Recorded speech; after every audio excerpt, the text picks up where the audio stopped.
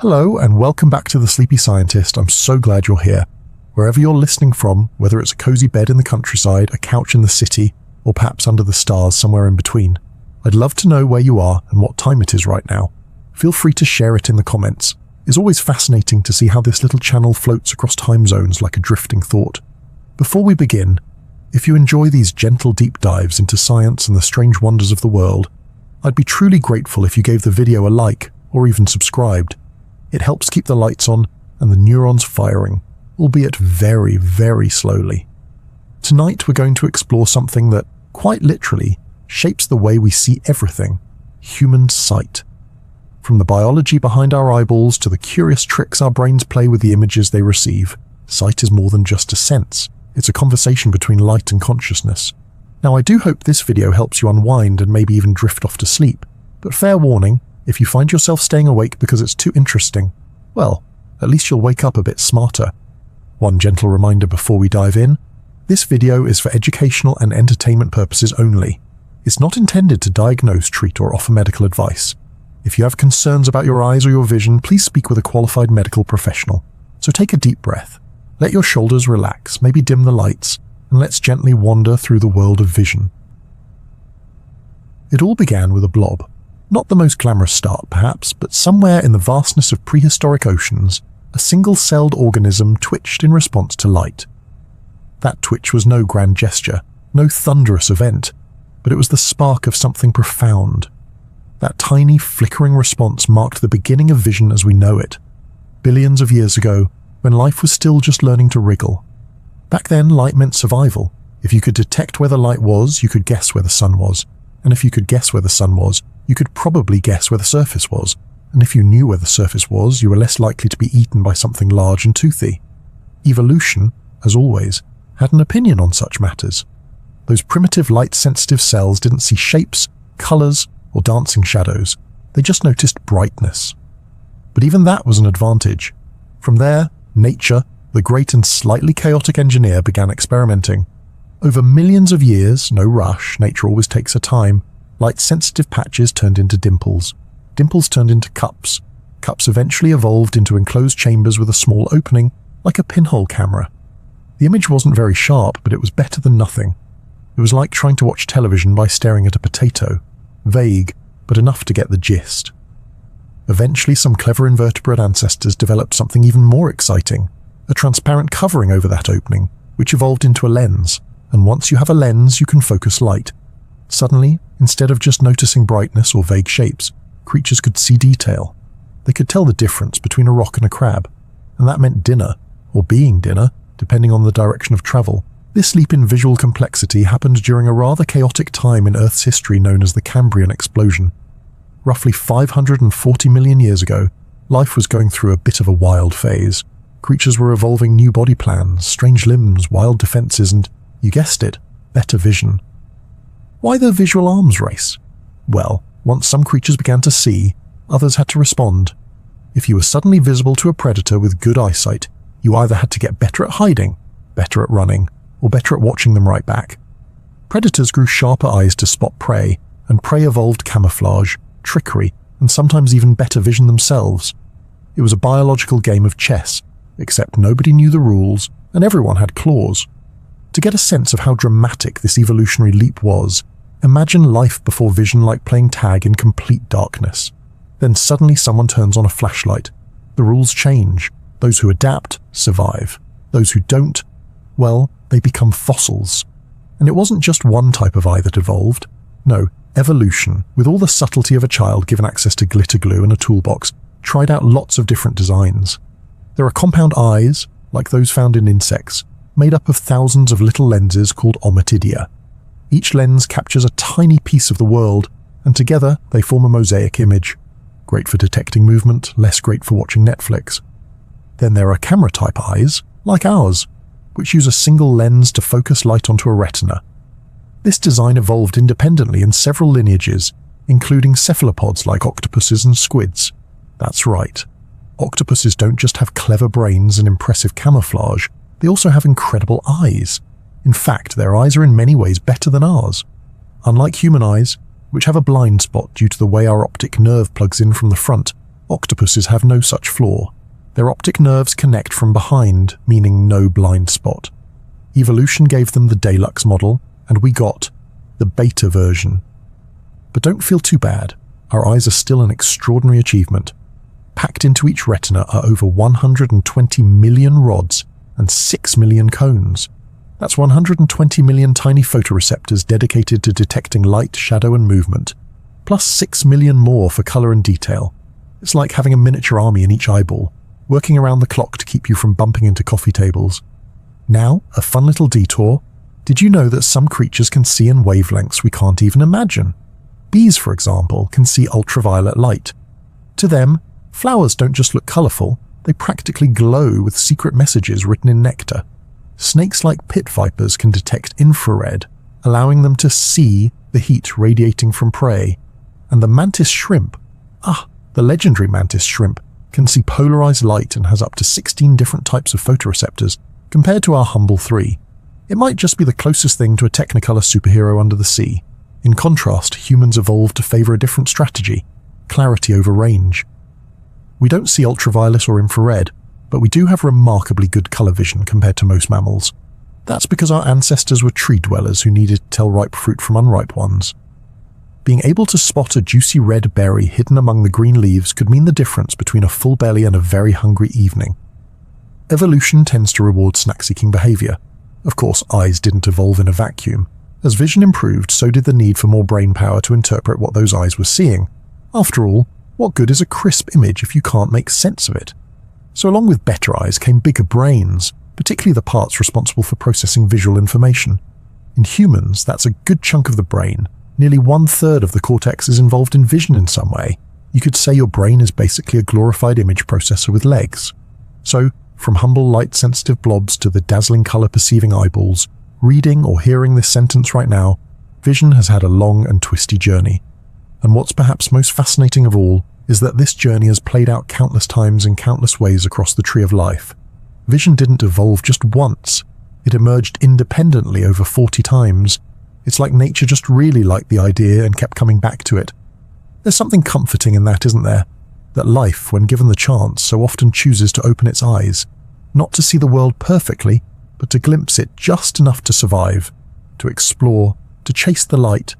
So the next time you blink or squint at something in the distance, remember, you're the result of billions of years of biological curiosity. You're a creature that carries the legacy of ancient oceans, of sunlit reefs and shadowy forests. You're one more twist in the great glowing spiral of life that looked at the darkness and decided to watch it closely. And with that, you may feel your own eyes growing heavier, which is, of course, perfectly okay. After all, even the best eyes need rest. Let's take a moment to appreciate the humble eyeball. 2 small, squishy spheres, each about the size of a ping-pong ball, gently tucked into the sockets of your skull. They don't look particularly impressive on their own, more like peeled grapes than the jewel-tone marvels of Renaissance portraits, but make no mistake, they are among the most complex organs in the human body. And they've got a lot going on. So, how exactly does an eyeball work? Let's begin at the very front, where light first enters the eye. The first structure it meets is the cornea. This is the clear dome-shaped surface that covers the front of your eye, and it's responsible for bending or refracting incoming light. In fact, the cornea does most of the heavy lifting when it comes to focusing light. Around 2/3 of the eye's total focusing power comes from this transparent curve. After passing through the cornea, light slips into the anterior chamber, a little space filled with a fluid called aqueous humor. It's not there for decoration. It helps maintain eye pressure, nourishes the eye, and keeps things comfortable. Like a soothing bubble bath, but for your vision. Next comes the iris, the colored part of your eye, the bit that makes people compliment you at parties. Blue, green, brown, hazel. It's all just pigment and muscle. The iris is essentially a donut-shaped muscle that controls the size of the central hole, which is the pupil. In bright light, the pupil shrinks to reduce the amount of light coming in. In the dark, it widens to let in as much light as possible. It's an automatic response, like a camera adjusting its aperture. Then the light moves through the lens, a clear, flexible structure behind the pupil. The lens fine-tunes focus, helping you shift between seeing your book and then, say, a pigeon in the distance that looks suspiciously like it's up to something. The lens changes shape thanks to a ring of muscles called the ciliary body. When those muscles contract or relax, the lens thickens or flattens. This process is known as accommodation, not to be confused with hotel bookings, as it just means adjusting focus. And from here, light moves through the vitreous humor, the thick jelly-like substance that fills the largest chamber of the eye. This stuff gives the eye its shape and helps keep everything in place. Fun fact, you're mostly seeing through a substance that's over 99% water. It's like your brain lives in an aquarium and is constantly peering out through two watery portals. Finally, the light reaches the back wall of the eye, the retina. Now this is where the magic happens. The retina is a thin layer of tissue containing photoreceptor cells that detect light and begin turning it into signals your brain can understand. There are two main types of photoreceptors, rods and cones. Think of them as the eye's night crew and day crew. Rods are incredibly sensitive to light. You've got about 120 million of them in each eye. They work best in low light conditions and are responsible for your night vision. They don't detect color, but they're excellent at picking up motion and shapes in dim environments. That's why everything looks a bit grayscale at dusk. It's rod time. Cones, on the other hand, are your color vision experts. You've got about 6 million of them, and they come in 3 varieties, each tuned to a different part of the visible light spectrum: red, green, and blue. The cones are concentrated in the central part of the retina, particularly in a small pit called the fovea, which is where your vision is sharpest. When you look directly at something, your fovea is doing the work, giving you rich detail and color. It's worth noting that there's a spot on your retina that has no photoreceptors at all, the place where the optic nerve exits the eye. This is your blind spot. You don't usually notice it because your brain is excellent at filling in the gaps, blending the visual fields seamlessly like a very confident magician. Speaking of the optic nerve, this bundle of over 1 million nerve fibers carries all the electrical signals from the retina to your brain, where they'll be interpreted into meaningful images. This is where your visual journey stops being about light and starts being about perception. Let's pause here for a moment to appreciate just how ridiculous this system is, in the best possible way. Your eyes take photons, tiny packets of light energy that have traveled across space and time, bend them, focus them, filter them through biological liquids, convert them into electrochemical signals, and send them to a 3-pound lump of grey matter that then turns them into sunsets, smiles, and traffic signs. Not bad for a pair of wet marbles, but we haven't even touched on all the supporting cast that keeps your eyes working. Take the eyelids, for example. Simple enough, right? But they're not just for blinking flirtatiously or shielding your eyes from bad movies. They act like windshield wipers, spreading tears across your eye's surface to keep it moist and clean. Blinking also helps protect the eye from dust, debris, and surprise pokes. You blink about 15 to 20 times per minute, which adds up to around 28,000 blinks a day. That's a lot of maintenance. And those tears, they're not just salty expressions of your deepest feelings. Tears are composed of water, oils, mucus, and enzymes that lubricate, protect, and disinfect your eyes. There are actually 3 types of tears: basal, the everyday kind; reflex, like when you chop onions; and emotional, the ones that show up during sad movies or heartwarming pet reunions. There are also the extraocular muscles, a team of 6 small but mighty muscles attached to each eye. These muscles control where your eyes point, allowing you to track moving objects, scan a page, or roll your eyes when someone tells you that Pluto isn't a planet anymore. They're incredibly precise. Your eyes can shift focus and direction in a fraction of a second, often moving together in perfect synchrony. And if they don't move in harmony, that's when issues like strabismus, or eye misalignment, can occur. And let's not forget the sclera, the white part of your eye. It's not just decorative, it provides structure and protection. Interestingly, humans are one of the few animals with visible sclerae. Some researchers think this might help with nonverbal communication, allowing others to see where we're looking. It's like nature gave us built-in social subtitles. So when you look in the mirror and see your reflection staring back, remember, you're looking at the end result of countless evolutionary experiments and an incredible array of tissues, fluids, and cells working together in microscopic harmony. From the cornea that first bends the light, to the retina that captures it, to the brain that finally makes sense of it all, your eyes are nothing short of a biological symphony. And though they may not always work perfectly, nearsightedness, farsightedness, floaters and all, they are still remarkably efficient little machines. In truth, we often take our eyes for granted. We use them constantly, relentlessly, without a second thought. They are our primary interface with the world, our fastest tool for gathering information, and a major way we connect with others. So as you lie back and let your eyelids grow heavier, it's a small wonder to consider that even as they close, your eyes are still humming with quiet activity. Resting, yes, but always ready for the next flicker of light. Close your eyes for a moment, not too hard, just enough to let the world dim. In that soft darkness, your eyes have technically done their part. The lens focused the light, the retina caught it, the optic nerve carried the message. But what now? How do those messages become sight? Where exactly does seeing happen?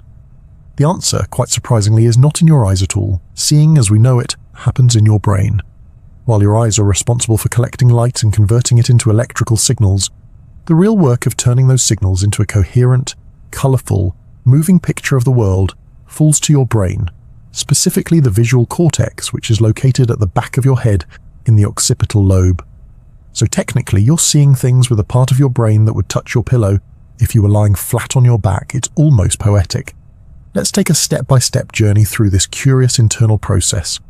When light enters your eyes and strikes the photoreceptors on the retina, those rods and cones we talked about earlier, it gets converted into electrical impulses. These impulses travel along the optic nerve, which is a thick bundle of more than 1 million nerve fibers. These fibers exit the back of the eye and head towards the brain. But here's where it gets interesting. The optic nerves from both eyes meet at a structure called the optic chiasm, where they partially cross. This crossing is not just for flair, it's incredibly important. Signals from the left half of your visual field from both eyes go to the right hemisphere of your brain, and signals from the right half of your visual field go to the left hemisphere. This crossing ensures that each half of your brain gets a full, composite picture of the world in front of you. It's a bit like a traffic roundabout for photons. From the optic chiasm, the signals travel through the optic tract and reach a relay station deep in the brain called the lateral geniculate nucleus, or LGN for short. This structure is part of the thalamus, which acts like a switchboard operator, deciding where sensory information goes next. The LGN organizes and refines the input and then sends it on to the primary visual cortex, also known as V1, at the very back of the brain, and here, finally, is where you actually begin to see. But even here, the process is far from simple. The visual cortex is not a single, monolithic processor.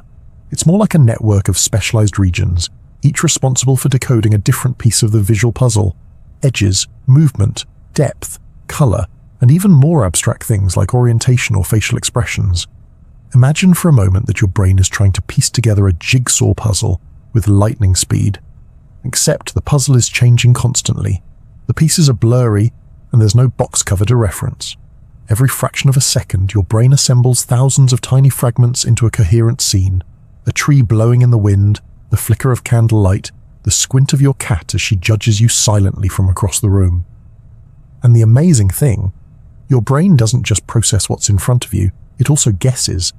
You see, the visual system is not purely passive, it's predictive. Based on past experiences, context, and sensory input from other areas like sound and touch, your brain fills in gaps and makes assumptions about what you're looking at.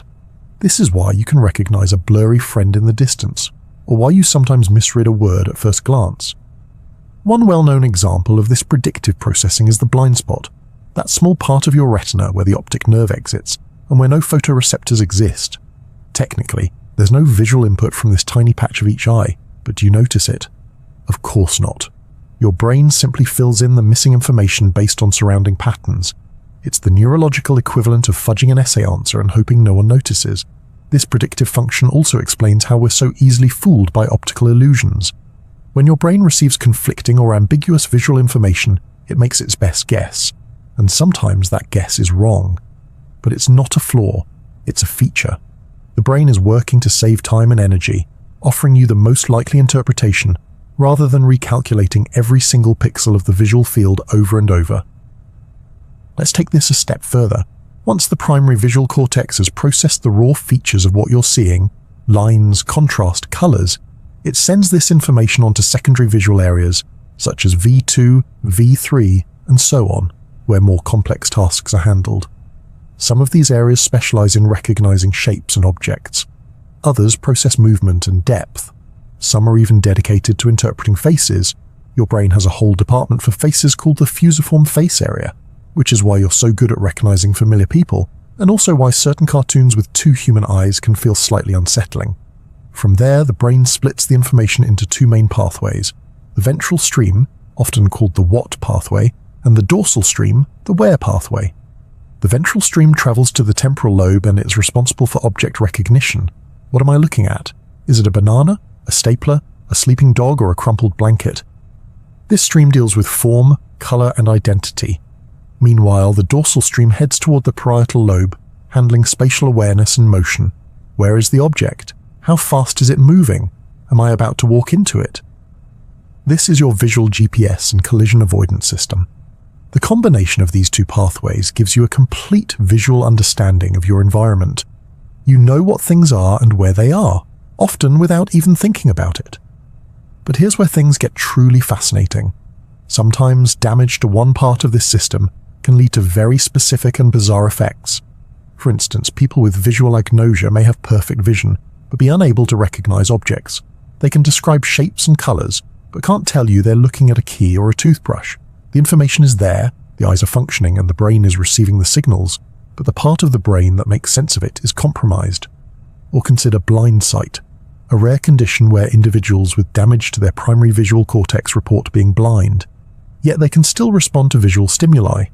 They can navigate around obstacles, guess the direction of moving objects, even react to facial expressions, all without conscious awareness. It's as if their brain can see, but they can't. This tells us something incredible. Much of what we think of as seeing happens beneath the level of consciousness.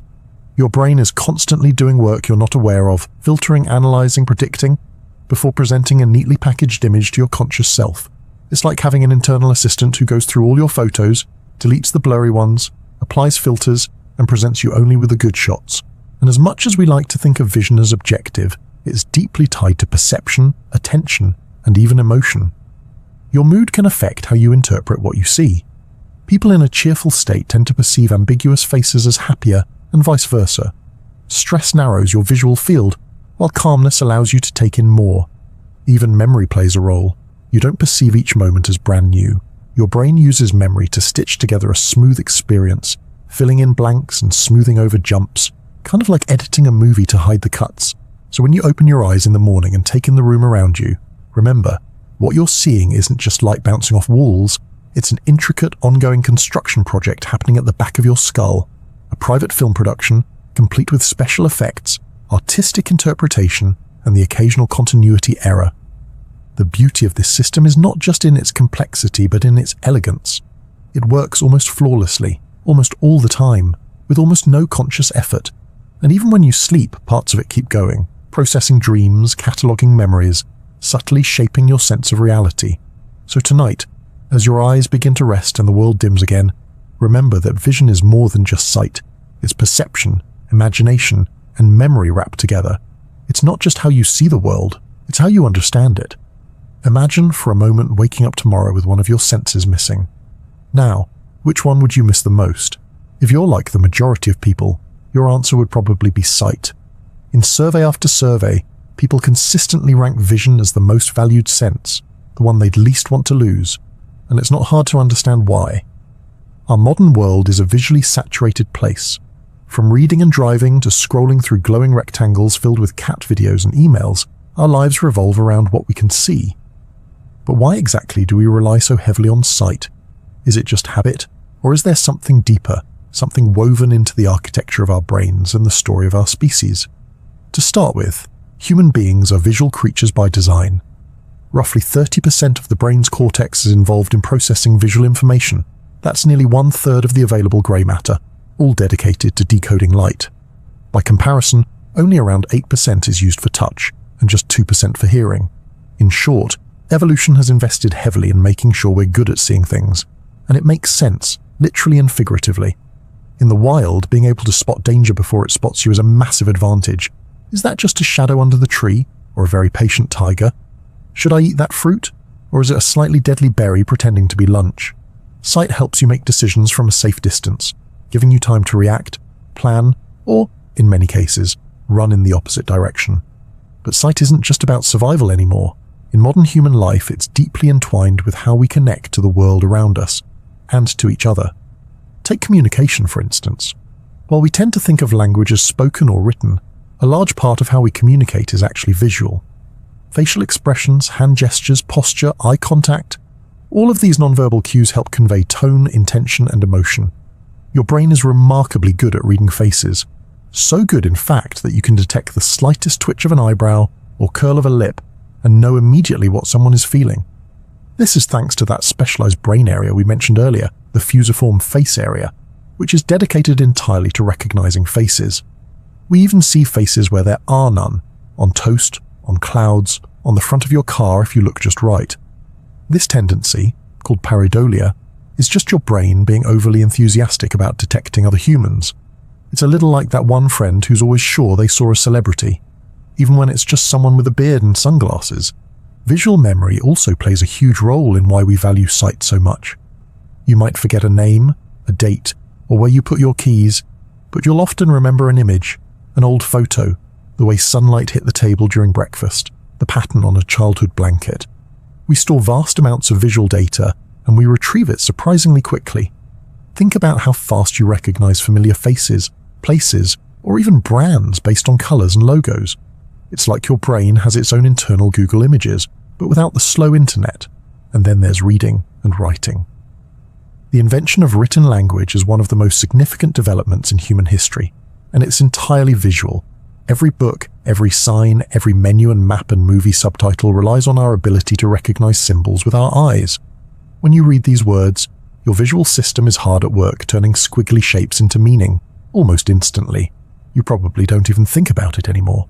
But behind the scenes, your eyes are dancing across each line, sending signals to your brain to decode letters, words, and concepts. It's a ballet of neurons and photons, and you're performing it without even noticing. The design of our world also reflects our visual bias. Think about architecture, fashion, art, advertising, cinema. All of these are rooted in aesthetics. We create beauty with our eyes in mind. Color, shape, symmetry. These things matter because we're visual creatures. We're constantly scanning, comparing, and judging based on what we see. Even technology has leaned into this preference. Touchscreens, emojis, memes, GIFs, infographics. The modern internet is built for the eye. The phrase, "a picture is worth 1,000 words," has never felt more accurate. We scroll through images far faster than we read paragraphs. Our attention is captured by motion, color, contrast.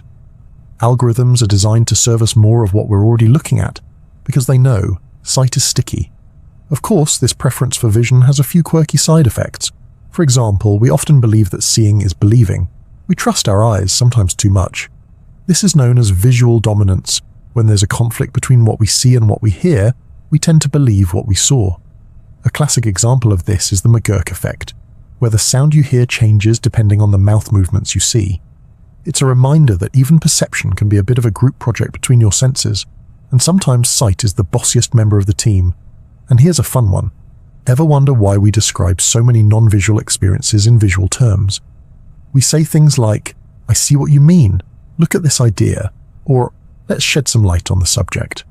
Vision is so dominant in our lives that we even use it as a metaphor for understanding. To see is to know. To see clearly is to comprehend. Language itself reflects just how central sight is to our way of being in the world. But it's not just about clarity or information. Sight is emotional. Think of sunsets, paintings, the look on someone's face when they're proud of you. Think of the way light filters through leaves, or the shimmer of stars in a still night sky. These are not just things you observe, they're things you feel. And there's the rub, really. Sight doesn't just tell you what's out there, it changes how you experience it. It colors your memories, shapes your emotions, and steers your attention. It guides your hand when you reach out to a friend. It helps you fall in love with a stranger's smile. It lets you recognize the face of someone you haven't seen in 20 years and still know exactly who they are. So yes, sight is useful, it's practical, but it's also deeply personal.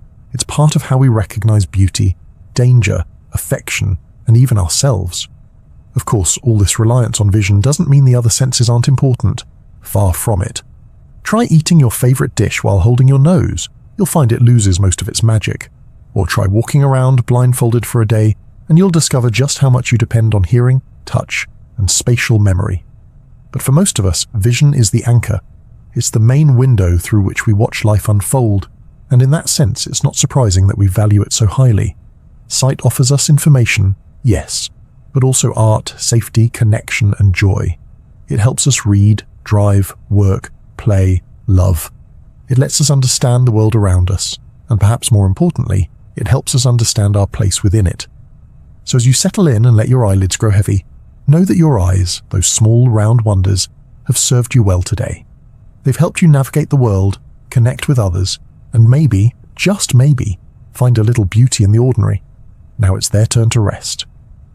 We often think of our five senses, sight, hearing, touch, taste, and smell, as a sort of sensory democracy. Each one brings something valuable to the table. But if we're being honest, vision is the loudest guest at that table. It talks the most, takes up the most space, and probably assumes it's sitting at the head. But what happens when we compare vision with its quieter siblings? Is it really the most important sense, or just the flashiest? Let's start with hearing. It might not be as visually spectacular as, well, vision, but it's no less powerful. While your eyes can only face forward, your ears provide you with a full 360-degree awareness of your surroundings. You can hear what's behind you, beside you, and even above or below without ever needing to turn your head. Hearing also works in total darkness. You can't see a whisper, but you can definitely hear one. It alerts you to danger in the dark, helps you recognize emotion in someone's voice, and lets you enjoy the comforting rustle of leaves or the soft rhythm of a lullaby. It's also the only sense that never truly sleeps. Even when you're unconscious, your ears are still taking in sounds, ready to jolt you awake if something feels off. In fact, hearing is often the first sense we develop in the womb and the last one to fade as we die. It's there at the beginning, and it's there at the end. Kind of poetic, isn't it? Then there's touch, a sense that often gets overlooked because it's everywhere all the time. But touch is vital. Without it, we couldn't feel warmth, pain, texture, or pressure. We couldn't enjoy hugs or hold hands or notice when our foot is falling asleep. Touch tells us whether something is smooth or rough, hot or cold, sharp or soft. It's the first sense we experience as newborns, and one of the most emotionally powerful throughout our lives. And then there's smell, the underdog of the sensory world. It doesn't get nearly as much attention, but it quietly shapes our experience in subtle and profound ways. Scents are directly linked to memory and emotion, thanks to the close connection between the olfactory bulb and the brain's limbic system, especially the amygdala and hippocampus. That's why a certain smell, like sunscreen, pine needles, or fresh-baked bread, can instantly transport you to another time and place. You don't even have to try. Your nose has already packed your emotional luggage and sent you off on a nostalgic vacation. Smell also plays a quiet role in attraction. Though we don't often talk about it, humans, like many animals, can be influenced by pheromones, chemical signals we pick up without realizing it. We're sniffing each other all the time, in the most polite and subconscious way possible. And of course, taste, the sense that keeps mealtimes interesting. Closely linked with smell, taste gives us pleasure, warning, and satisfaction. Bitter flavors might signal danger, while sweet tastes often indicate energy-rich food. Evolution taught us to crave and avoid certain tastes for survival. You can thank your ancestors for your love of chocolate and your instinctive grimace at anything suspiciously bitter. But here's the thing.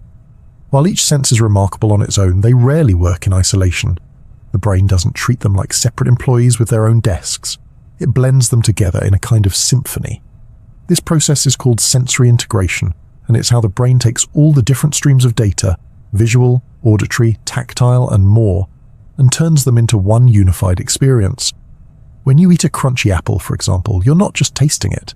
You're also seeing its shiny skin, feeling its coolness in your hand, hearing the crisp crunch, and smelling its sweetness. Take away any of those elements, and the experience changes. One particularly fun example of sensory integration is the McGurk effect.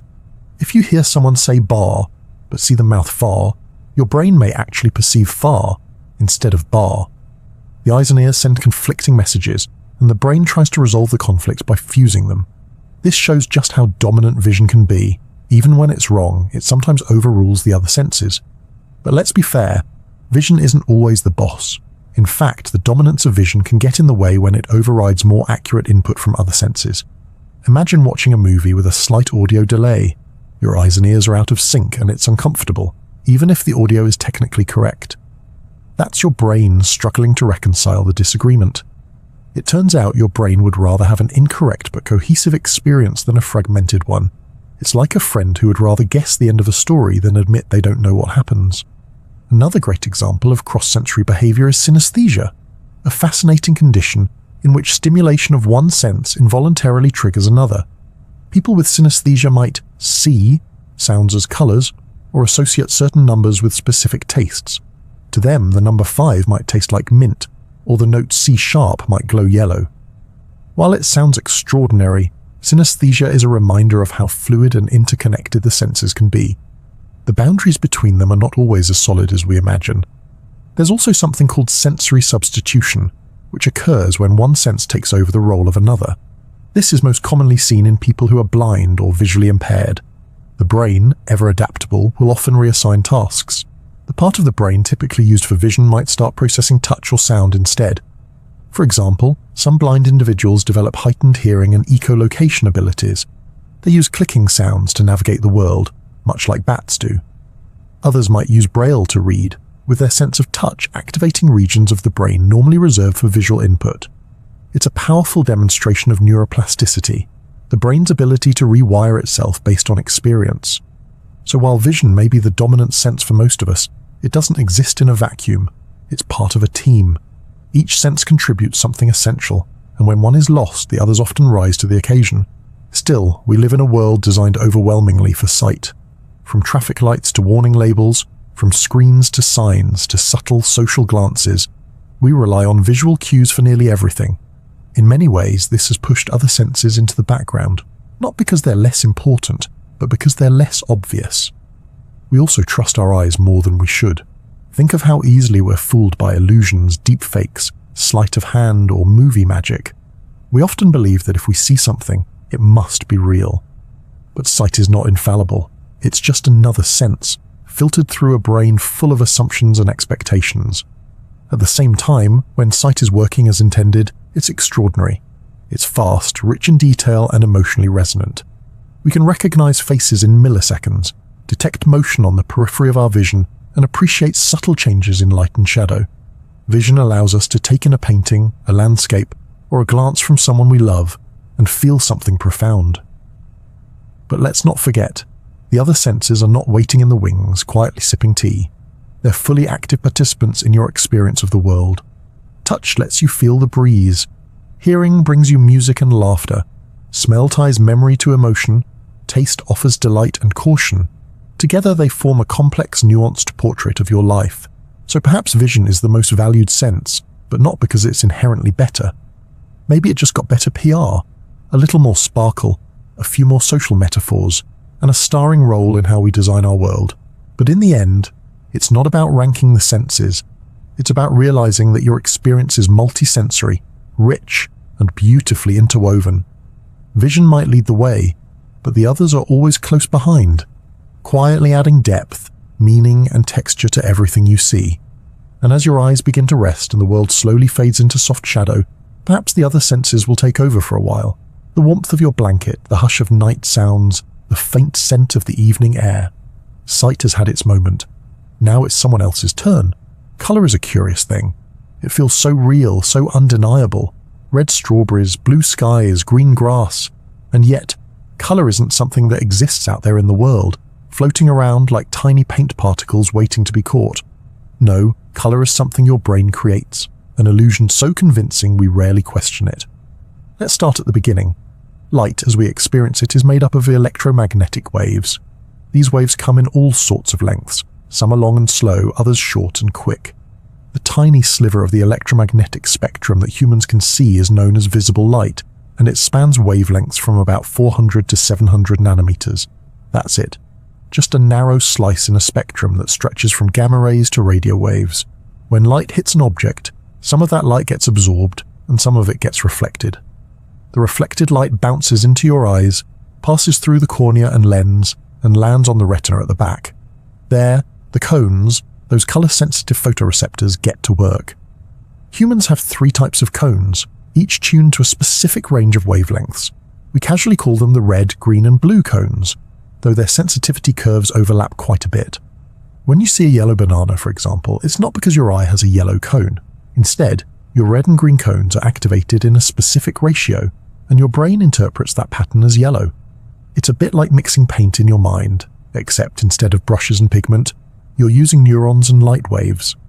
This system is known as trichromatic color vision, and it's what allows humans to perceive millions of colors. Not everyone sees them in exactly the same way, though. Some people have color vision deficiencies, commonly referred to as color blindness.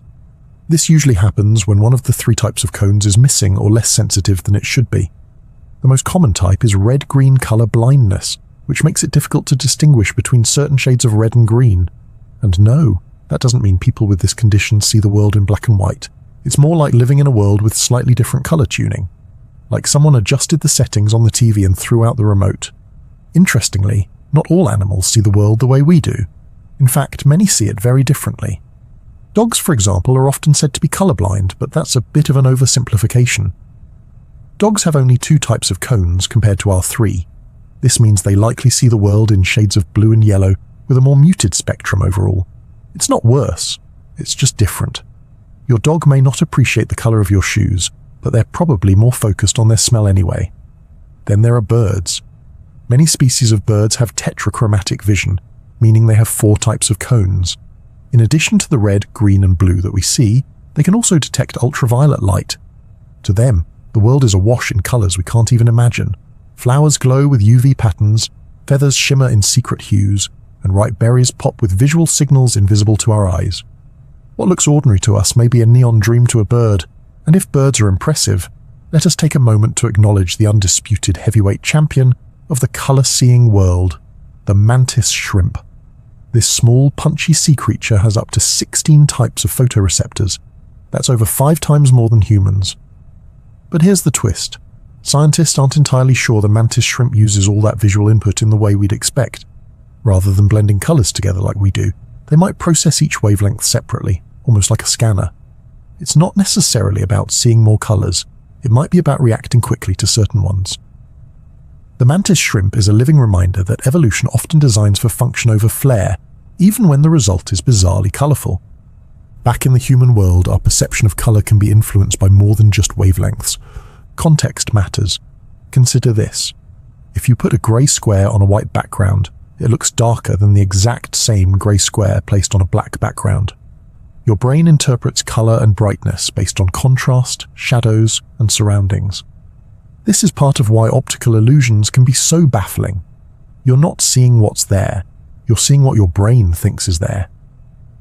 The most famous recent example of this is, of course, the dress. In 2015, a photo of a seemingly ordinary dress went viral online, sparking furious debate. Some people saw it as white and gold, while others were absolutely convinced it was blue and black. It turns out that people were interpreting the lighting conditions in the photo differently. Some assumed it was in shadow, others assumed it was in bright light, and that changed how their brains adjusted the perceived colors. The moral of the story: your brain is always trying to interpret light in context. It's not just reading wavelengths, it's guessing what those wavelengths mean based on experience, environment, and expectation. This can even extend to language and culture. Different languages divide the color spectrum in different ways. Some languages have fewer basic color terms, while others have more. In Russian, for instance, light blue and dark blue are considered entirely separate basic colors. There's no single word for blue in the way English uses it. This linguistic distinction actually affects how speakers perceive shades of blue. They're faster at distinguishing between them than English speakers are. There's also evidence that culture shapes color preferences. Studies have found that people tend to favor certain colors across many societies. Blue and green often come out on top, while yellow tends to rank lower. But the reasons behind these preferences are still being explored. It could be biology, environment, or simply the result of a lifetime of subtle reinforcement. Maybe people just like the colors of the sky and trees. Maybe yellow is unfairly associated with warning signs and spoiled food. Sorry, lemons. And then there's the emotional power of color. Artists and designers have long understood that color affects mood and perception. Warm colors like red and orange can feel energetic or passionate. Cool colors like blue and green are calming or serene. That's why spas often use soft blues, and fast food restaurants tend to go heavy on the red and yellow. Whether we're aware of it or not, color influences how we feel. Color is also tied deeply to memory and personal experience.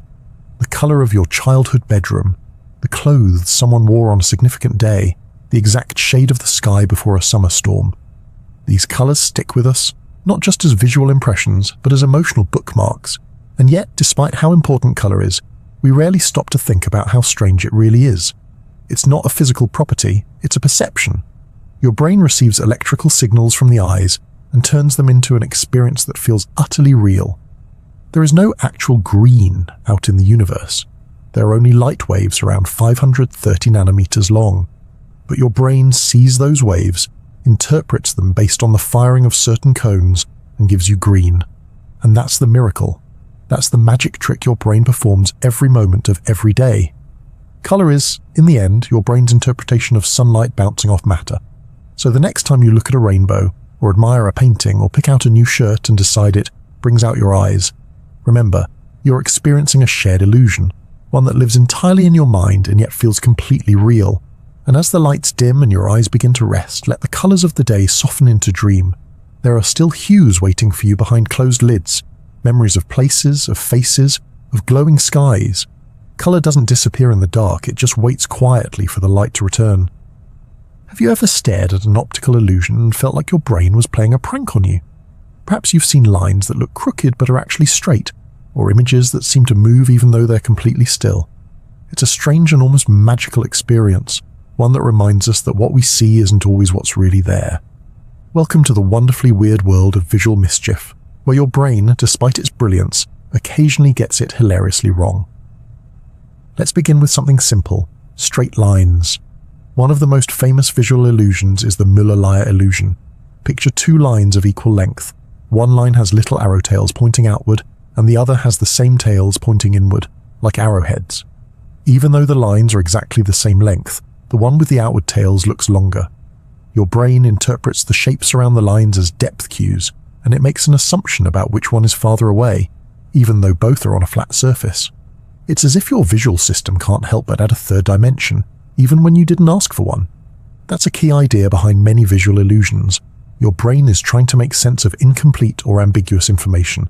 It uses shortcuts, guesses, and experience to fill in the gaps.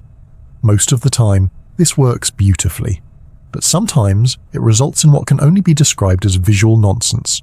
Take the Canisa triangle, for example. It's a classic illusion where three Pac-Man-like shapes are arranged in such a way that your brain sees a white triangle that isn't actually there. There are no lines, no edges, just the suggestion of a triangle, yet your brain confidently fills in the shape and treats it as real. You might even perceive the non-existent triangle as brighter than the background, despite the fact that nothing has changed. That's because your brain is less interested in raw data than it is in meaning. It wants to recognize objects, patterns, and relationships. It wants to create a world that makes sense, even if it has to invent a few triangles along the way. This leads us into the fascinating realm of visual completion, the brain's habit of filling in missing information. We do this constantly. When someone stands in front of a tree, we don't think the tree is broken in half. Our brain just assumes it continues behind the person. We don't consciously piece it together. It happens automatically. Even your blind spot, the place on your retina where the optic nerve exits and there are no photoreceptors, isn't something you notice. Your brain fills in the blank based on surrounding information. You don't walk around seeing little holes in your vision because your brain is quietly patching things up in real time. It's a master editor, smoothing the seams so you never notice them. But sometimes the brain's editing gets a little too enthusiastic. Consider the motion after effect, also known as the waterfall illusion. If you stare at a moving image, like flowing water or scrolling text, for about 30 seconds and then look at a still object, that object appears to move in the opposite direction. What's happening here is that the motion-detecting neurons in your brain get tired. They've been firing like mad to track the motion, and when the motion stops, the less fatigued neurons in the opposite direction temporarily take over, creating the illusion of movement. It's like your brain is saying, "We've been going left for so long, surely we must be moving right now." There's also illusory motion, where static images appear to move due to clever use of color and contrast. Certain patterns, especially those with repetitive high-contrast elements, can create the sensation of swirling or pulsing. It's not your eyes doing it. It's the way your brain interprets the conflicting information. Some of these illusions are so convincing they can make you feel dizzy, despite the fact that absolutely nothing is moving. One of the most curious things about these illusions is how universal they are. People all over the world, regardless of culture or language, are tricked in the same way. This suggests that many of the shortcuts and assumptions your brain uses to process visual information are deeply hardwired. Evolution has sculpted your perception to favor speed and efficiency over absolute accuracy. In a world where reacting quickly to movement might save your life, a few visual errors are a small price to pay. Still, illusions aren't just scientific curiosities, they have practical applications too. Artists and designers have long used visual tricks to guide attention and create emotion. Think of the way perspective works in paintings. A few cleverly placed lines and vanishing points can make a flat canvas feel three-dimensional. Renaissance artists like Leonardo da Vinci mastered these techniques, crafting entire worlds that seem to stretch into the distance. Architects use similar tricks to alter the perception of space. Columns that taper slightly toward the top look more balanced. Walls that angle inward make a building seem taller. Even in your living room, choosing a certain color or lighting can make a space feel larger or cozier. Your eyes are constantly being guided, nudged, and sometimes gently fooled. And then there's the theater of magic. Magicians have made a career out of exploiting visual perception. Sleight of hand depends on misdirection, guiding your attention to one place while the real trick happens elsewhere. Your eyes can only focus on a small area at a time, and your brain relies heavily on context to fill in the rest. A magician's entire craft is built on knowing how you see, and, more importantly, how you don't see. Interestingly, some visual illusions aren't even visual in the traditional sense. Take phantom limb syndrome, experienced by some people who have lost a limb.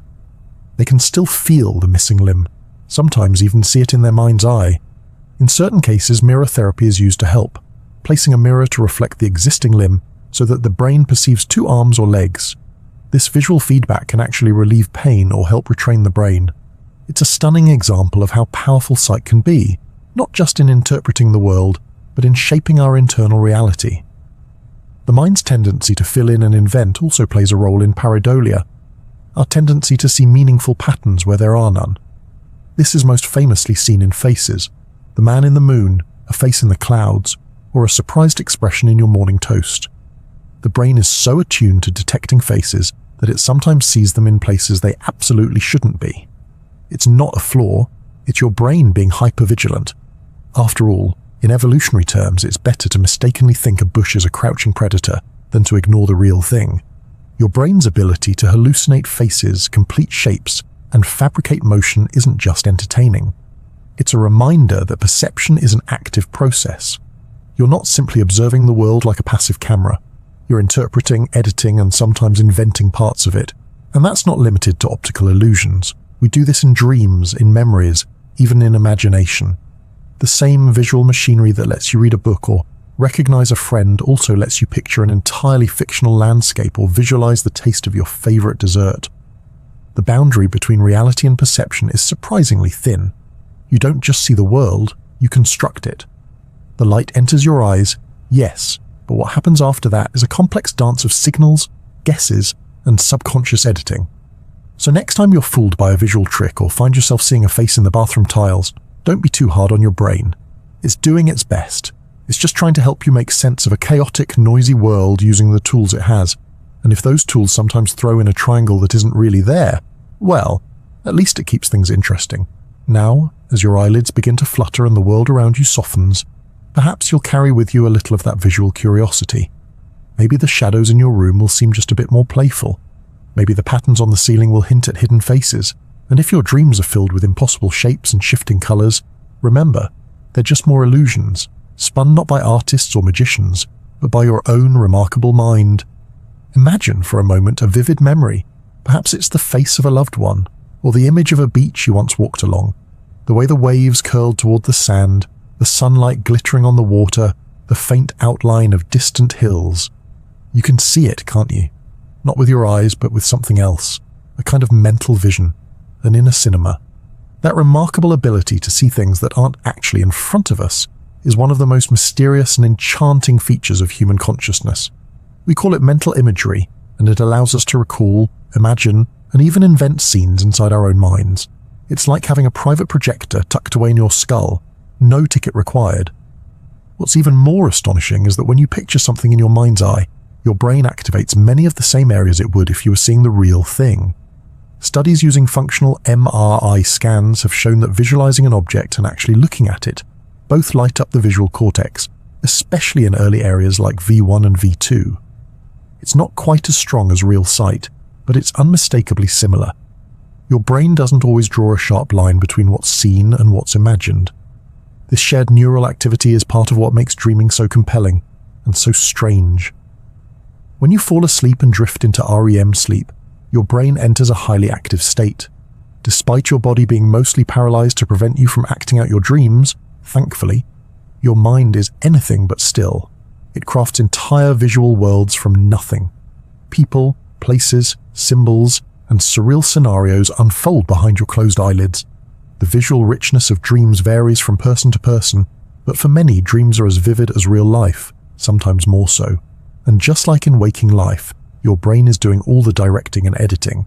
It generates the lighting, the scenery, the cast, and the plot, usually with very little input from you. Dreams remind us that the brain doesn't need external light to see. It can create light, shadows, landscapes, and even faces entirely from within. And here's an odd twist. Not everyone experiences mental imagery in the same way. Some people have aphantasia, a condition where they are unable to visualize mental images. Ask them to picture an apple, and they know what an apple is. They understand the concept, but they cannot see it in their mind. It's not a lack of imagination or intelligence. It's simply a different wiring of the brain. People with aphantasia often compensate with other sensory strategies. They may think in words, concepts, or physical sensations. And many don't even realize their experience is unusual until someone asks them to imagine a beach or a sunset and they respond with, "Wait, you see it." On the opposite end of the spectrum, some people have exceptionally vivid mental imagery. For them, imagining an object is almost indistinguishable from seeing it with their eyes. They can summon scenes, colors, and even textures with ease. This ability is often linked with high levels of creativity, especially in visual artists, architects, and writers. But again, there's no right or wrong way to imagine. The human mind is gloriously diverse. Memory plays a huge role in visual imagination. When you remember a childhood home or the face of a teacher, your brain retrieves and reassembles fragments of past experiences. These aren't stored like photographs. They're more like pieces of a puzzle scattered across different brain regions. The visual cortex, the hippocampus, which is essential for memory, and even parts of the frontal lobe all work together to reconstruct the image. This process isn't perfect, of course. Memories fade, shift, and sometimes merge. What you see in your mind might not be a completely accurate representation, but it often feels real enough, and in many cases that's more important than precision. Your mental images are deeply personal, emotionally charged, and shaped by experience. Interestingly, visual memory can be trained. People who compete in memory championships often use a technique known as the method of loci, or memory palace. This ancient strategy involves visualizing a familiar place, like a house or a street, and placing imagined objects or pieces of information at specific locations within it. Later, by mentally walking through that place, they can recall the items with remarkable accuracy. This technique leverages the brain's strong spatial and visual memory systems, turning abstract data into concrete scenes. Visualization isn't just for memory, though. Athletes use it too. Mental rehearsal is a well-documented practice in sports psychology. An Olympic skier might visualize every twist and turn of the course before the race. A tennis player might imagine the perfect serve. These mental simulations activate many of the same brain areas involved in actual performance, reinforcing muscle memory and confidence. It's like training without moving a muscle. The same principle applies in music, art, even public speaking. Imagining yourself performing a task successfully can improve real-life performance. It's a kind of neurological rehearsal. The more vividly you can see it, the more effectively your brain can prepare for it. But not all mental imagery is helpful. Some people experience intrusive visual thoughts, unwanted, distressing images that pop into their mind uninvited. These can be a symptom of conditions like PTSD or OCD, and they serve as a reminder that the mind's eye, while powerful, is not always under our control. Then there are hallucinations, perceptions of things that aren't there at all. Unlike mental imagery, which is typically voluntary and recognized as imaginary, hallucinations feel real. They can be visual, auditory, or even tactile. In certain neurological conditions, like Charles Bonner syndrome, people with vision loss may begin to experience vivid, detailed visual hallucinations. Their brains, starved of real visual input, begin generating their own. These aren't necessarily scary. Some people report seeing patterns, landscapes, or faces, but they highlight just how much of vision is created internally. Even in everyday life, we experience moments when the boundary between real and imagined becomes a little blurry. Déjà vu, for example, may occur when your brain falsely recognizes a situation as familiar, possibly due to a misfiring of the memory system. Suddenly, the present feels like a memory. It's unsettling and fascinating all at once. And then there's creativity, the ability to invent what you've never seen. Artists conjure imaginary places, creatures, or emotions and give them form. Writers describe characters and settings that only exist in their minds. Designers sketch products that have never been built. All of this relies on the visual imagination, the ability to see something that isn't there yet. So much of human achievement depends on this internal vision. From cave paintings to spacecraft, we've always imagined things before making them real. Vision, in this sense, is not just about seeing the world as it is. It's about seeing what it could be, and perhaps that's one of the most beautiful things about the visual system. Not just its clarity or complexity, but its capacity for wonder. It doesn't stop working when the eyes close. It keeps going, lighting up dreams, memories, and visions of the future. So tonight, as you lie back and let your eyes rest, know that the show isn't over. Behind those eyelids, your mind may still be painting, revisiting old places, creating new ones, or spinning dreams made of light and shadow. Your eyes may be still, but your imagination is very much awake. Our eyes are among the most intricate and hard-working organs we have. From the moment you wake to the moment you fall asleep, and even sometimes in your dreams, they're constantly collecting, focusing, adjusting, and interpreting light. But like any finely tuned machine, eyes are also vulnerable, and when things go wrong, it can change the way you experience the entire world. Let's start with something that many people encounter: refractive errors. These are the most common eye problems and include conditions like myopia, hyperopia, and astigmatism. Myopia, or nearsightedness, means you can see things clearly up close, but struggle to focus on objects far away. It happens when the eye is too long or the cornea is too curved, causing light to focus in front of the retina instead of directly on it. Hyperopia, or farsightedness, is essentially the opposite. Distant objects are clearer, but close-up vision becomes difficult. This occurs when the eye is too short, or the cornea doesn't bend light enough, resulting in light focusing behind the retina. Astigmatism is a bit of an oddball. It's caused by an irregularly shaped cornea or lens, more rugby ball than football, which scatters light in multiple directions, leading to blurred or distorted vision at all distances. It's a bit like trying to read a book through a glass of water. All of these conditions are usually corrected with glasses, contact lenses, or in many cases refractive surgery such as LASIK. These treatments essentially adjust the way light enters your eyes so that it lands properly on the retina, giving you a clearer picture. But some vision problems are more serious, especially those that involve the structures deeper within the eye. Take cataracts, for example. This condition occurs when the lens of the eye, normally clear, becomes cloudy. Imagine trying to look through a fogged-up window. That's what someone with cataracts might experience. Cataracts usually develop slowly over time, often as a result of aging, although they can also be caused by injury, certain medications, or other medical conditions like diabetes. Fortunately, cataract surgery is one of the most common and successful procedures in modern medicine. The cloudy lens is removed and replaced with a clear artificial one, often restoring vision almost immediately.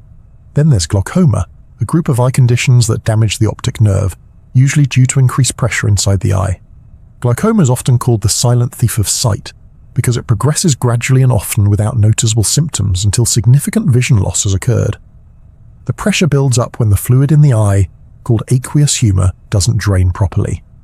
Over time, this pressure can damage the optic nerve, which is crucial for sending visual information to the brain. If left untreated, glaucoma can lead to permanent blindness. That's why regular eye exams are so important, especially as we age. Early detection can preserve vision, often with medications or surgery to manage the pressure. Another major concern is macular degeneration, particularly age-related macular degeneration, or AMD. The macula is a tiny part of the retina responsible for central vision, the vision you use when reading, driving, or recognizing faces. In AMD, the macula gradually deteriorates, leading to blurred or blank spots in the center of your visual field. There are two main types, dry and wet. Dry AMD is more common and progresses slowly, while wet AMD involves the growth of abnormal blood vessels under the retina, and can cause rapid vision loss. Although there's currently no cure, certain treatments such as medications or lifestyle changes can slow the progression. High-dose vitamins, a healthy diet rich in leafy greens, and avoiding smoking have all been shown to support eye health. Another lesser-known but serious condition is retinitis pigmentosa, a genetic disorder that affects the retina and leads to the gradual loss of peripheral vision and night vision. Over time, it can result in tunnel vision and, in some cases, total blindness. Because it's inherited, genetic counseling and early diagnosis are important, especially for families with a history of the condition. But not all vision loss is due to physical damage to the eye itself. Sometimes, the issue lies in how the brain processes visual information. Cortical visual impairment, or CVI, is a neurological condition where the eyes are healthy, but the brain struggles to interpret what they see. This can occur due to injury, stroke, or developmental issues affecting the visual parts of the brain. People with CVI may have perfectly functioning eyes, but they may not be able to make sense of what they're looking at. Then there are more acute, sometimes sudden changes to vision, flashes, floaters, or partial loss. One common culprit is retinal detachment, where the retina peels away from the back of the eye. It's a medical emergency. Without swift treatment, permanent vision loss can occur. Warning signs might include sudden flashes of light, a shower of floaters, or a dark curtain coming over part of your vision. If that ever happens, it's not the time for a nap. It's time for an eye doctor immediately. Even the seemingly harmless floaters, those tiny specks or threads that drift across your field of vision, are worth understanding. They're usually caused by clumps of collagen in the vitreous humor, the gel-like substance that fills the eye. Floaters are common and often harmless, especially with age, but a sudden increase in floaters or the appearance of flashing lights can signal something more serious, like a tear in the retina. And while we're on the topic of things going wrong, let's talk about blindness. It's a word that covers a wide range of experiences. Some people have no light perception at all, complete blindness, while others have functional vision that's limited in specific ways. Blindness can be congenital, meaning present at birth, or acquired later in life due to disease, injury, or age. But perhaps the most important thing to know about blindness is this: it's not the end of experience. People who are blind navigate the world using other senses, technology, and incredible adaptability. Many develop a highly tuned sense of hearing or touch, or use echolocation, clicking their tongues and listening to the sound bounce off nearby surfaces to map their surroundings. It might sound like science fiction, but it's very real and remarkably effective. Technology has also opened new doors. Screen readers translate visual text into speech. Braille displays allow for tactile reading. There are even experimental bionic eyes and retinal implants being developed to restore partial vision or provide sensory feedback. For those with some residual vision, tools like high-contrast screens, magnifying devices, or guide apps on smartphones can make a huge difference. And of course, guide dogs remain some of the most iconic and beloved companions for people with visual impairments, offering not just mobility assistance, but companionship and emotional support. It's also worth noting that losing sight doesn't mean losing the ability to visualize. Many blind individuals, especially those who had vision earlier in life, still experience vivid mental imagery. They can picture places, faces, even colors. The brain continues to imagine, even when the eyes no longer provide input. This adaptability speaks to the brain's incredible plasticity. When one sense is diminished, others often become more acute. The visual cortex itself may even begin to process other types of input, like touch or sound, helping to compensate for the loss. It's not a perfect replacement, but it's a powerful testament to how adaptable we truly are. Ultimately, while the eye is an amazing organ, it's not invincible. It can cloud, tear, misfocus, or falter. But with regular care, protective habits, and early detection, many issues can be managed or even prevented. So remember to rest your eyes when you've been staring at a screen. Eat your leafy greens, wear sunglasses when it's bright, and don't skip your regular eye exams. The earlier a problem is caught, the better the chances of preserving that precious complex gift of sight. And now, as your own eyes grow heavy and the world fades into gentle blur, let them rest. They've worked hard today, blinking, adjusting, focusing, interpreting. They deserve a break, and so do you. Imagine seeing the world through a completely different lens, literally. Imagine if instead of the colors you know, you saw in ultraviolet or infrared. If movement appeared in bursts of flashing light, or if the world around you shimmered with patterns that no human eye could detect. For many animals, this is not a science fiction fantasy. It's everyday reality. While humans tend to assume our way of seeing is the standard, the truth is, our visual system is just one version among many. Evolution has sculpted vision in countless ways, adapting eyes to environments, behaviors, and survival strategies across the entire animal kingdom, and some of these adaptations are downright extraordinary. Let's start with a few animals that have taken vision to dazzling extremes. The mantis shrimp, often hailed as the superhero of the animal vision world, has long fascinated scientists. It lives in shallow tropical waters and looks a bit like a Technicolor lobster. What makes it special, though, isn't just its punch, which, by the way, is strong enough to crack aquarium glass, but its eyes. Humans have 3 types of cone cells to detect color, roughly tuned to red, green, and blue. The mantis shrimp, it has up to 16.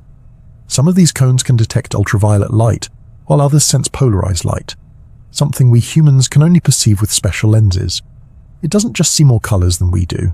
It sees types of light we can't even conceptualize, and it processes color in a way that is still not fully understood.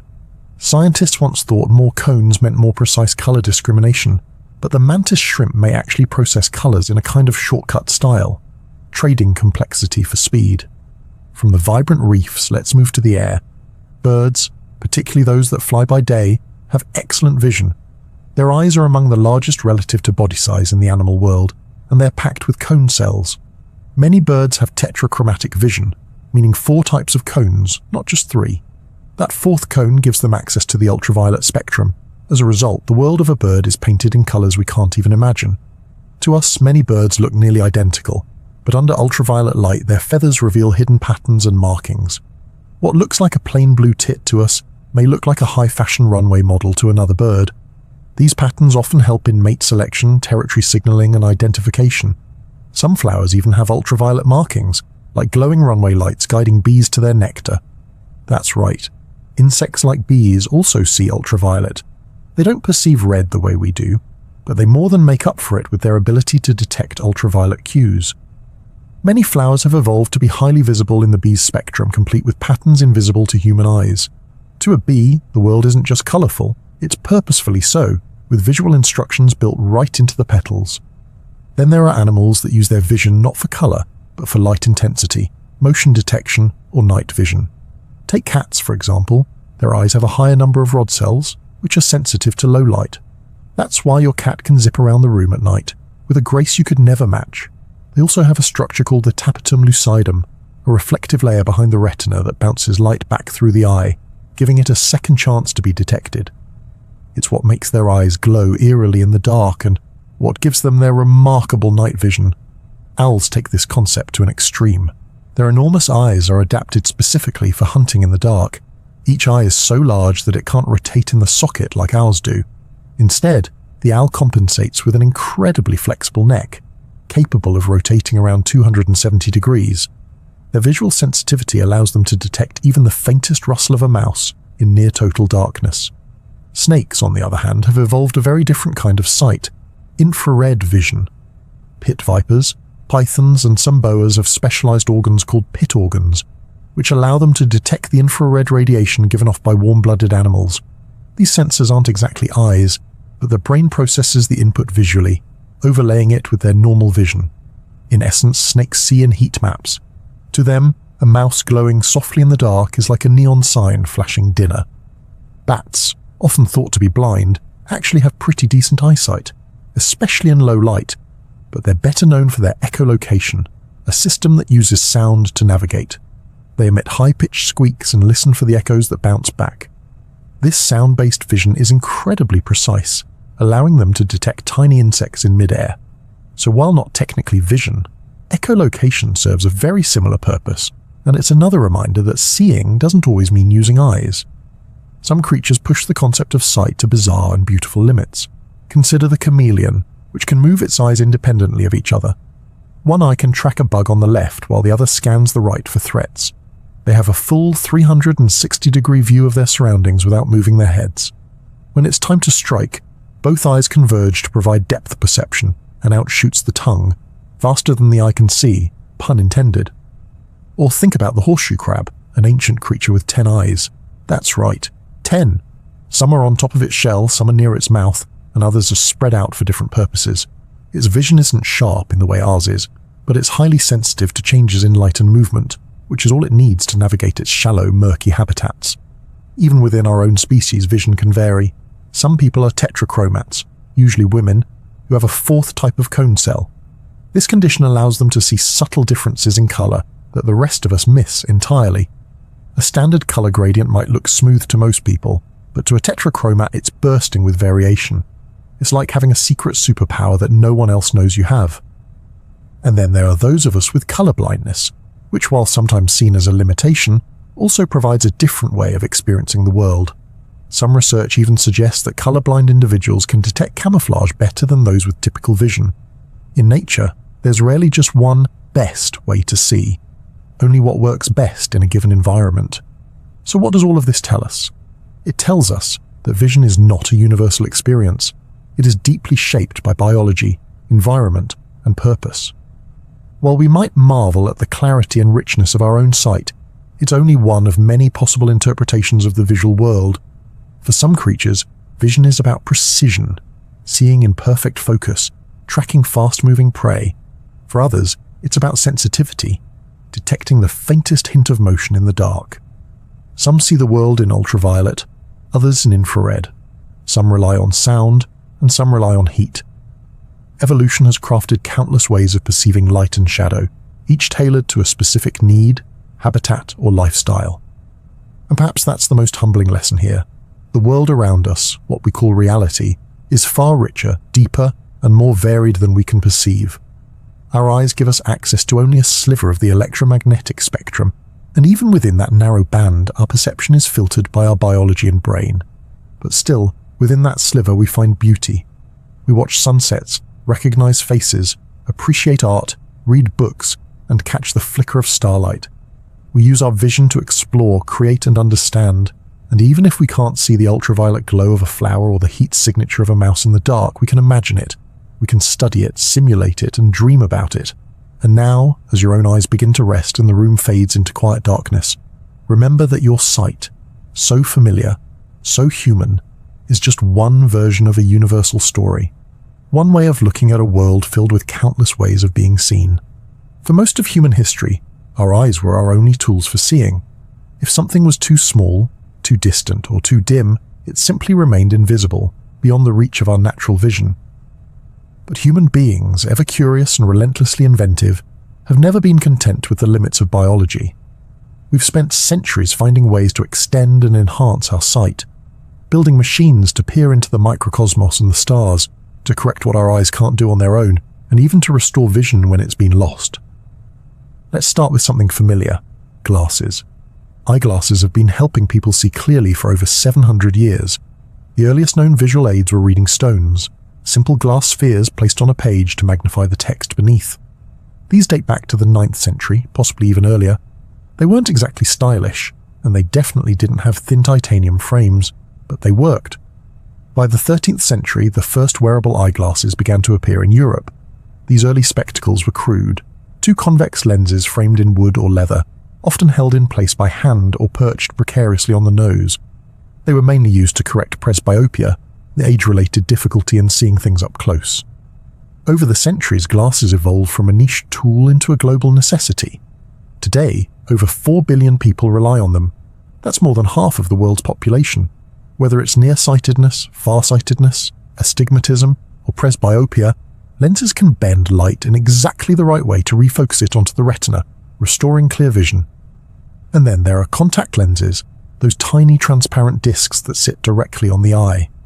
They were first imagined in the late 19th century, but modern soft lenses didn't become widely available until the 1970s.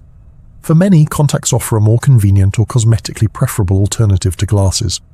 Some are even tinted to enhance or change eye colour, a reminder that sight and appearance are often intertwined in subtle ways. But what if you don't want glasses or contacts? That's where refractive surgery comes in, with procedures like LASIK, short for laser-assisted in situ keratomyolysis. It sounds like something from a sci-fi novel, but LASIK is now a common outpatient procedure that reshapes the cornea with a precision laser, allowing light to be focused more accurately. It takes about 15 minutes, and many people see better immediately afterward.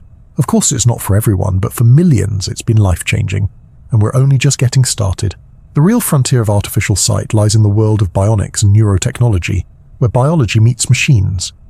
In recent decades, scientists and engineers have developed devices that aim not just to correct vision, but to restore it where it's been lost entirely.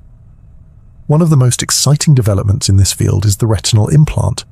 Think of it as a kind of bionic eye, a tiny array of electrodes surgically implanted into the retina. These implants receive visual information from an external camera, often mounted on a pair of glasses, and convert it into electrical signals that stimulate the retina's remaining cells. The result isn't full vision, but it can restore basic light perception, shapes, and movement. Devices like the Argus 2 system were among the first to reach clinical use. While they don't bring back the clarity of natural vision, they've allowed some individuals with severe retinal disease to navigate spaces, recognize large objects, and even perceive outlines of people. For someone who has lived in darkness, even these limited perceptions can be extraordinary. Another approach focuses not on the retina, but on the optic nerve, or even directly on the visual cortex in the brain.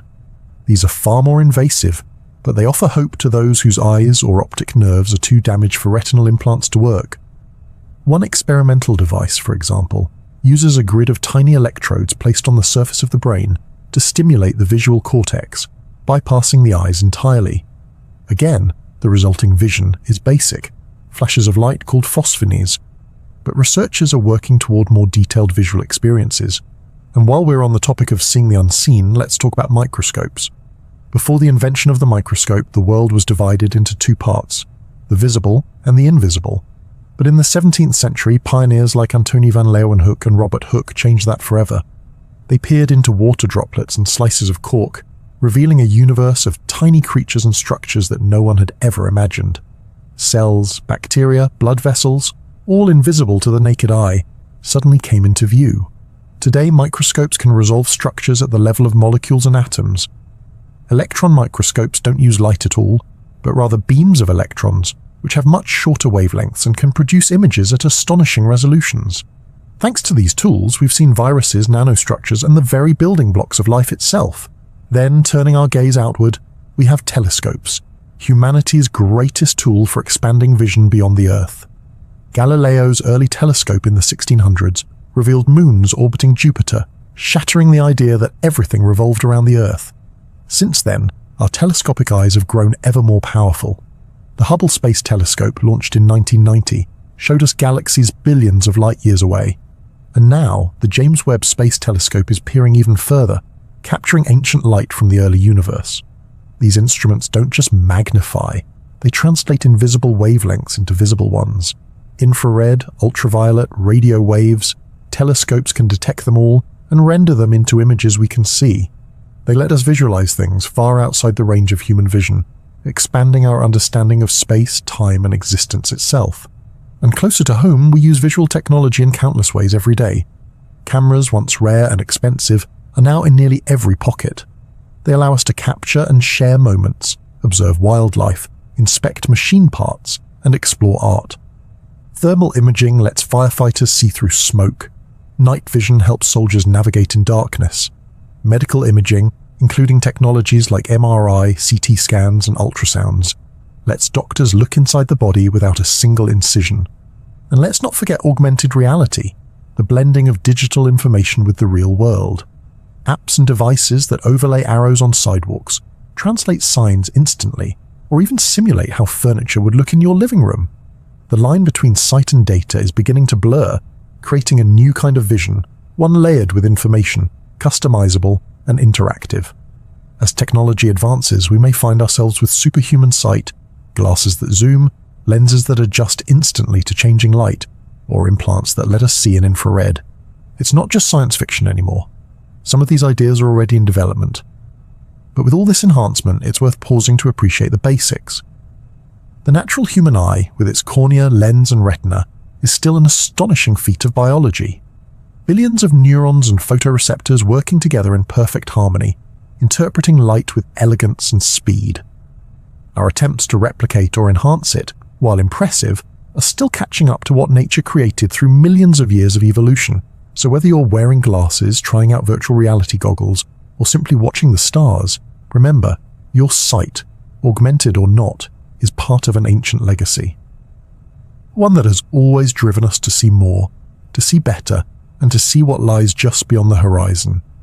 And now, as your eyes begin to soften and the room fades to shadow, know that technology may one day light the dark again. But for now, it's time to close your eyes and rest. Let the world dim gently around you. You've seen enough for one day. Think about the last piece of art that moved you. Maybe it was a painting, its colors swirling together like a quiet storm, or a film scene that stayed in your mind long after the credits rolled. Maybe it was the play of shadows in a photograph, or the way sunlight filtered through stained glass in an old building. Chances are, whatever it was, your eyes were the entry point. Sight is not just a biological tool, it's also a bridge to culture, beauty, and meaning. Let's begin with art, the most obvious companion to vision. Since the dawn of humanity, people have been making marks on cave walls, in the sand, on papyrus, parchment, and canvas. Some of the oldest surviving images found in caves in Spain and Indonesia are over 40,000 years old.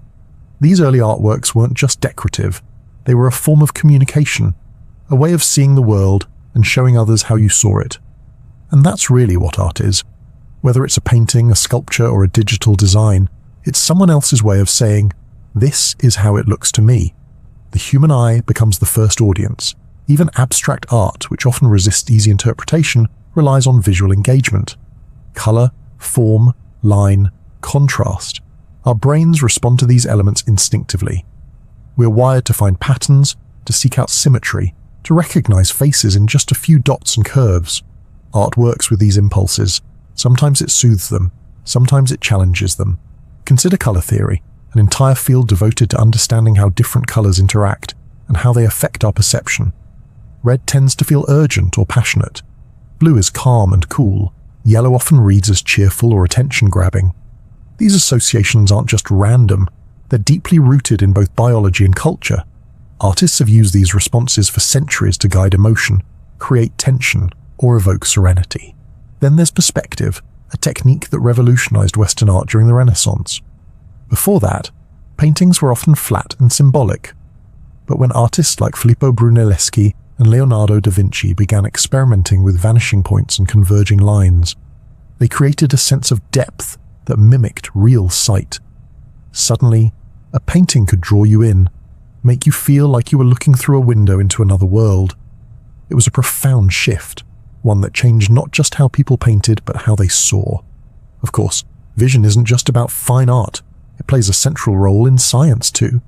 Think of Galileo peering through his telescope and discovering that the moon has craters, that Jupiter has moons, and that Venus has phases. Or think of the microscope, revealing entire worlds in a drop of pond water. In science, seeing has often meant knowing. Diagrams, graphs, and visual models are essential tools in almost every scientific field. Complex data becomes understandable when it's transformed into something we can see. A colorful heat map, a detailed anatomical drawing, the double helix of DNA, first visualized through X-ray diffraction. These images don't just decorate scientific papers, they communicate the core ideas. Even mathematical concepts, which might seem purely abstract, are often visualized to aid understanding. Think of fractals, spirals, and geometric proofs. A well-drawn diagram can make a problem suddenly click. Visualization turns the invisible into something we can grasp. In medicine, vision plays a life-saving role. Doctors rely on imaging tools like MRIs, CT scans, and X-rays to diagnose disease. Surgeons watch monitors during procedures. Radiologists interpret shadows and densities in black and white scans. In many cases, a trained eye can see things the patient cannot even feel. The phrase, "we caught it early," often means we saw it early. Architecture, too, is a deeply visual field. Buildings are designed to be lived in, yes, but also looked at. The shape of a window, the curve of a roof, the way light moves through a room at different times of day. Architects think about how a space feels visually, as much as how it functions. The best buildings don't just stand up, they speak to the eyes. Even fashion, which we sometimes dismiss as superficial, is an expression of visual culture. Clothing communicates mood, status, identity. A sharp suit, a flowing dress, bright colors, muted tones, textures, patterns. These choices all play into how we see ourselves and how we want to be seen by others. And of course, we can't forget the moving image. Cinema, television, and video games are entire industries built around vision. Directors and cinematographers think in shots and angles, light and shadow. They guide your eyes across the screen, focusing your attention, shaping your emotional response. A close-up tells you what to feel. A wide shot tells you where you are. The visual language of film is so effective that we often absorb it without even realizing how much it's shaping our experience. And let's not overlook the rise of digital media. Social media platforms, video sharing apps, streaming services, all of them rely on visual content. Images, clips, animations, infographics, emojis. The modern world is a feast for the eyes. In fact, much of our communication now happens visually, with fewer and fewer words. We send pictures, reaction GIFs, memes. We share experiences not just by telling, but by showing. This visual saturation has changed how we process information. Studies show that people remember visuals far better than text. This is known as the picture superiority effect. When you read a sentence, you may remember part of it, but if you see a picture of the same concept, you're more likely to retain it. This is why visuals are so powerful in advertising, education, and storytelling. They stick. Of course, sight isn't always celebrated. In some cases, our visual biases can mislead us. We judge books by their covers, quite literally. We often make snap decisions about people based on appearance, and visual culture can promote unrealistic standards of beauty or perfection. Filters, photo editing, carefully curated social media profiles, they can create illusions that affect how we see ourselves and others. This is the shadow side of a world that places so much importance on the visual. Still, vision remains a powerful tool for connection. Think of eye contact. It can communicate trust, affection, anger, or interest, all without a single word. A glance across a crowded room, a raised eyebrow, a knowing smile. These subtle cues form a rich and often unspoken language. For many people, especially those who struggle with words, visual communication is more intuitive and honest than speech. Even people who are blind or have low vision engage with visual culture through description, tactile art, or technologies that translate images into sound. Museums now offer audio guides and raised line drawings. Films are increasingly accompanied by visual description tracks. The goal is not just inclusion, but access to the richness that vision can bring, however it is experienced. And ultimately, that's what sight offers us. Not just clarity or detail, but meaning, a way to connect with ideas, people, and the world around us. So whether you're watching the sun set over the ocean, studying a painting in a museum, or simply noticing how the morning light falls across your bedroom floor, you're participating in something uniquely human. The transformation of light into understanding, sensation into significance. And now, as your eyes grow heavier and the visual noise of the day begins to fade, let them rest. Let the colors, the patterns, the moments all settle softly into memory. The world will still be here when you wake, waiting to be seen again. Close your eyes for a moment. The world doesn't disappear, it simply changes. You can still hear the sounds around you, feel the air on your skin, notice the pressure of the mattress beneath you. The absence of sight doesn't erase your experience, it just shifts it. And for millions of people around the world, that shift is not temporary. For those who are blind or have low vision, life is navigated through a different sensory lens. One not lesser, but different. Adapted, tuned in to the parts of the world most people never notice. Let's begin with a simple but often misunderstood idea. Being blind is not always the same as seeing nothing at all. Some people are born blind and have no visual memory. Others lose their vision later in life and retain visual impressions, mental images, and even dreams that include sight. Some have light perception, able to tell the difference between day and night, or where a light source is. Others might have tunnel vision, or blurred shapes, or complete darkness. Vision loss exists on a wide spectrum, and no two people experience it in exactly the same way. But here's the remarkable part. The human brain is incredibly adaptable. When vision is reduced or gone, other senses often become more finely tuned, not in a magical superhero way, but in a practical neurological way. The brain learns to rely more heavily on touch, hearing, smell, and spatial memory. In fact, studies using brain imaging have shown that in blind individuals, the visual cortex, the part of the brain typically used to process sight, doesn't just go quiet. It often gets repurposed. It starts responding to sound, touch, even spoken language. It's like the brain looks at this unused space and thinks, well, we've got this room, let's turn it into something useful. This process is part of what's called neuroplasticity, the brain's ability to reorganize itself based on experience, and it's one of the reasons why many people who are blind lead full, rich, and highly independent lives, not because they've magically compensated for the loss of sight, but because they've adapted, and because the world is slowly getting better at adapting with them. Technology plays a huge role in that. From screen readers that translate text into spoken words, to braille displays that convert digital text into raised dots on a tactile surface, people with vision loss have access to more tools than ever before. Smartphones with voice assistants and built-in accessibility features have become powerful aids. There are apps that can identify colors, read out printed text, describe surroundings, and even recognize faces. What once required specialized equipment can now fit in the palm of a hand. And then there's orientation and mobility training, a set of skills taught to help people navigate the world safely and confidently. This includes using a white cane, which may seem like a simple stick, but is actually a sophisticated tool. The cane detects obstacles, changes in terrain, and helps build a mental map of the environment.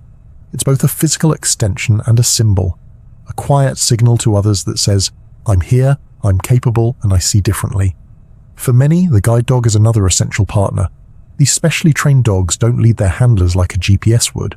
Instead, they respond to commands, help avoid obstacles, and even disobey instructions if doing so would lead to danger, a behavior called intelligent disobedience. The bond between a person and their guide dog is deep and mutual. It's not just about navigation, it's about trust. But perhaps what's most important to understand is that vision is not the only way to know the world. People who are blind often develop extraordinary spatial awareness, not by seeing space, but by hearing it, feeling it, remembering it. Some even use a form of echolocation, producing tongue clicks or tapping a cane and listening for how the sound bounces off walls and objects. It's a skill also found in certain animals, bats, dolphins, whales, but humans can learn it too. And some have become so proficient they can ride bikes, hike trails, and navigate city streets using sound alone. Touch, too, becomes a primary mode of information. Braille, invented in the 19th century by Louis Braille, is not a language. It's a code, a way of representing existing languages in tactile form. Each character is made up of a pattern of 6 raised dots, and skilled readers can move their fingers across a line of Braille at impressive speeds. Braille is found on elevator buttons, restroom signs, medication packaging, and more. It's literacy through fingertips. Sound also plays a powerful role in emotional connection. Without visual cues, people become more attuned to tone of voice, inflection, and rhythm in speech. A friend's happiness, fatigue, sarcasm, or hesitation can be heard with subtlety. Listening becomes more active. Conversation becomes more focused. In a world where eye contact often does the heavy lifting in communication, people who are blind rely on the music of language. And yes, people who are blind dream. Those who are born with vision often retain visual elements in their dreams. Faces, colors, places. Those born without sight tend to dream through other senses, hearing, touch, smell, emotion. Their dreams are no less vivid or complex, they are simply built from different raw materials. Just like in waking life, the brain adapts, invents, and constructs reality in the absence of vision. So what is it like to live without sight? Well, it's like asking what it's like to live without flight. For birds, flying is normal. For us, it's not. That doesn't mean our lives are incomplete. It just means we live them differently. The same is true for vision. People who are blind don't experience life as a series of absences. They experience life as it is, with all its richness, challenges, and beauty. In fact, blindness can offer a unique perspective, one less influenced by appearances and more focused on essence. People often speak of the way it sharpens listening, deepens relationships, encourages mindfulness. Of course, it also comes with barriers, some physical, some social, some attitudinal. But many of these barriers come not from blindness itself, but from a world that assumes sight is the default, and everything else is a deviation. That's beginning to change. Advocacy, education, and accessible design are helping create a world where all ways of seeing are respected. More museums are offering tactile exhibits. More public spaces are including audio signage and braille maps. More designers are thinking about color contrast, font size, and screen readers when they create digital content. And perhaps most beautifully, more stories are being told by people who experience the world without sight. Authors, musicians, scientists, athletes, teachers, reminding us that blindness is not a defect, but a difference. Not the absence of light, but the presence of other ways of knowing. So tonight, as your own eyes close and the world grows dim, consider this. Your experience of the world is shaped by how you see it, but not only by how you see it. You're also shaped by what you hear, touch, smell, remember, and imagine. Vision is one thread in a much larger tapestry, and as the darkness settles around you, know that for some, this is not the end of seeing. It's just the beginning of something else, something quiet, something profound, something real. And so, we've reached the end of our gentle exploration of photons and perception, of biology and beauty, of all the intricate ways that sight shapes the human experience. It's strange, isn't it, that something as simple as light bouncing off objects passing through the eye and landing on a patch of tissue in the back of the brain can create an entire visual world. Trees and faces, paintings and shadows, smiles and stars, all filtered through the lens of sight. But along the way, we've also discovered that vision isn't just about eyes. It's a partnership between biology and interpretation, between sensation and understanding. And we've learned that while sight might be our most celebrated sense, it doesn't exist in isolation. It's part of a larger sensory symphony, each sense playing its own quiet part in how we know the world. So let me ask you again, just as I did at the beginning of our time together, where are you listening from tonight? What time is it there? Have you found a cozy corner of the world to wind down? Are you beneath a blanket, the glow of the screen dimmed, your eyes growing heavy? And perhaps more importantly, do you still feel that sight is your most valued sense? Maybe it is. Maybe it always will be. Or maybe, just maybe, you've begun to see how vision is just one way of perceiving the world. Wondrous, yes, but not the only window to wonder. If this journey helped you unwind, or made you think, or kept you company while the world slowed down around you, I'd be truly grateful if you gave the video a like, or subscribe to join me again for future explorations. It helps this sleepy little channel grow, and it lets me keep bringing you more calm corners of curiosity. Now, let your eyes close fully. Let your breath deepen. The day has offered enough to see. And tomorrow, the world will still be there, quietly waiting for you to open your eyes once more.